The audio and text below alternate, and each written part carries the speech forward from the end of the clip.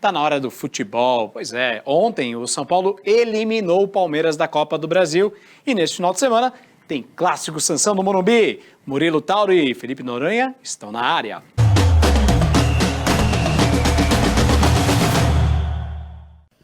É isso, Tiagão. Boa tarde para você, para todos que acompanham o Jornal Litoral. Vamos falar de futebol. Rodada do Campeonato Brasileiro no final de semana, mas teve classificação também do São Paulo em cima do Palmeiras. Primeiro vamos falar de Copa do Brasil. O Corinthians joga contra o América Mineiro amanhã.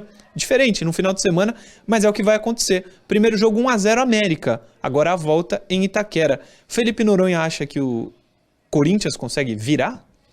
Murilo, é uma pergunta difícil, porque o Corinthians também não está em boa fase e o América é o lanterna do Brasileiro. Porém, na Copa do Brasil, já eliminou times fortes, né? Eliminou o Inter, Sim. Por exemplo, na fase anterior, e vem com a vantagem de segurar o empate. Se fosse para apostar, cheirinho de pênaltis.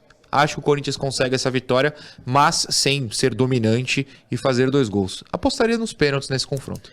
Eu tô contigo, apostaria nos pênaltis, e aí eu não vejo como o Corinthians não ter uma larga vantagem, porque tem o Cássio. Concordo. O Cássio já salvou o Corinthians de inúmeras frias, especialmente em cobranças de pênaltis. Eu colocaria o Corinthians como um dos classificados à semifinal. Murilo, também acho que passa, mas acho nos pênaltis. E aí a gente pode usar o clichêzão, né? Loteria. De repente, o goleiro do América, ou os cobradores do América, estudaram o Cássio o suficiente para batê-lo. Vai que. E aí a gente teria um clássico na semifinal. Sim. São Paulo e Corinthians. A outra semifinal é Flamengo e Grêmio, também um jogão. Mas São Paulo e Corinthians acho que pode dar a nota de como vai ser a Copa do Brasil nessa reta final. 4 equipes gigantes e 2 confrontos importantíssimos, Flamengo e Grêmio, São Paulo e Corinthians. Pode ser São Paulo e América também, mas acho que vai dar São Paulo e Corinthians. Indo para o Campeonato Brasileiro, Palmeiras e Internacional se enfrentam. O Palmeiras dos últimos 7 jogos ganhou só 1. Palmeiras em queda nesse momento, não é? É uma palavra forte para mim, a crise. Porém, no parâmetro Palmeiras é uma crise. Acho que é inegável que é uma crise. Não é na comparação, por exemplo, com o Santos. O Santos ficou 13 partidas sem vitória até derrotar o Goiás. Para o nível Palmeiras, o nível que o Palmeiras tem apresentado desde a chegada de Abel Ferreira, principalmente, é uma crise sim.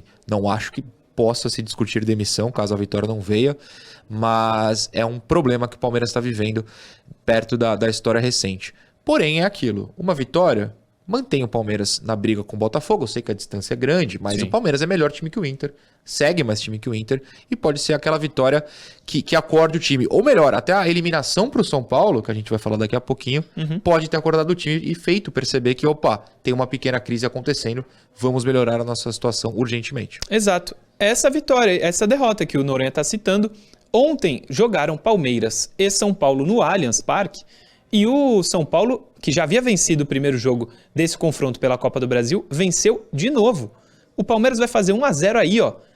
Nesse gol, uma falha do goleiro do São Paulo. Falha do Rafael. Falha do Rafael. O Palmeiras abre o placar e, nesse momento, o jogo ia para os pênaltis. Só que na volta para o segundo tempo, o São Paulo voltou mais ligado, o esquema do Dorival deu certo e ele consegue o empate com o Caio Paulista. Nessa jogada do Luciano, o Caio dribla o zagueiro do Palmeiras e toca na saída do Everton. A bola passa ainda no meio das pernas do Everton. O São Paulo empatava o jogo a essa altura. Na sequência, tem esse lance polêmico do 2-1 do São Paulo. A gente concorda aqui, falamos no Resenha Santista, que o árbitro errou, né, Noronha? Eu acho que Daria errou. o gol.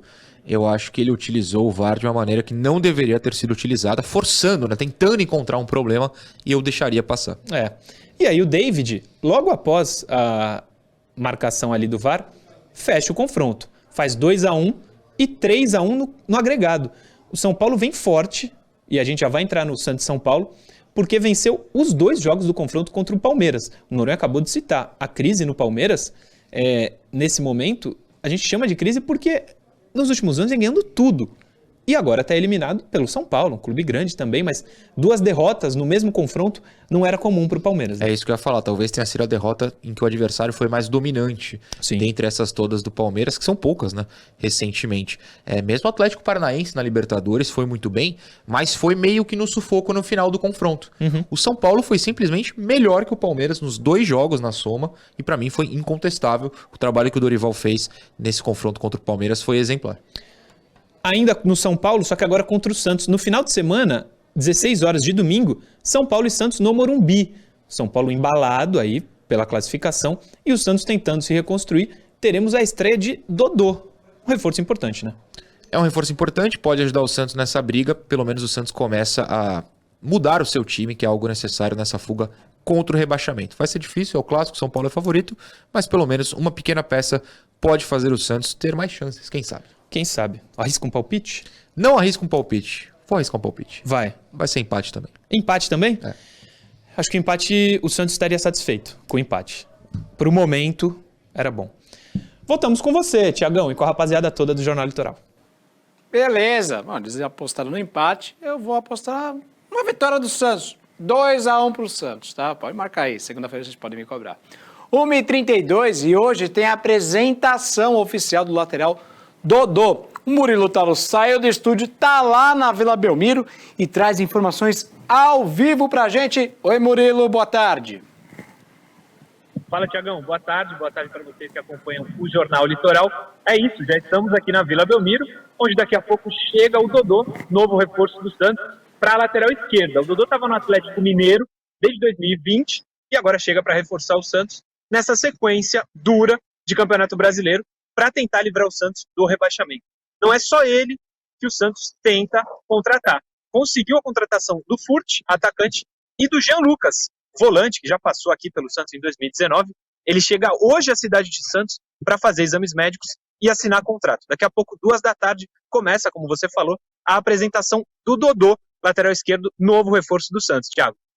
Maravilha, Murilo Tauro, muito obrigado pelas suas informações. Um abraço. Valeu, Tiagão, um abraço. Esse foi Murilo Tauro conversando conosco ao vivo da Vila Belmiro.